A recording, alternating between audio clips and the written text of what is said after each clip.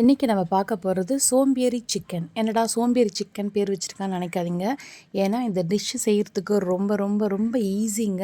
அதனால தான் இந்த பேர் வச்சுருக்கேன். இது வந்து யார் வேணாலும் செய்யலாம். ரொம்ப ஸ்பைசி ரொம்ப கம்மியாக தான் போட்டிருப்பேன். ஓகே, இப்போ இந்த டிஷ் எப்படி பண்ணுறதுன்னு பார்க்கலாம்.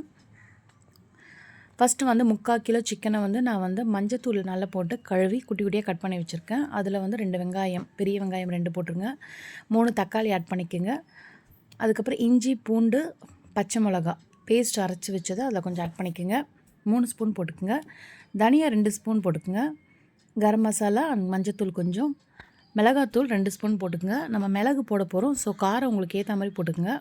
தேவையான அளவுக்கு உப்பு.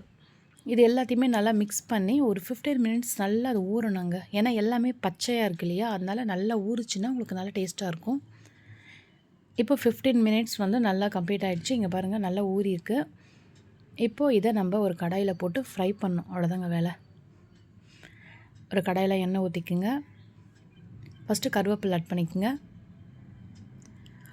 சோம்பு இலை இது மட்டும் போடுங்க, ஏன்னா கரம் மசாலா ஆல்ரெடி நம்ம போட்டிருக்கோம்.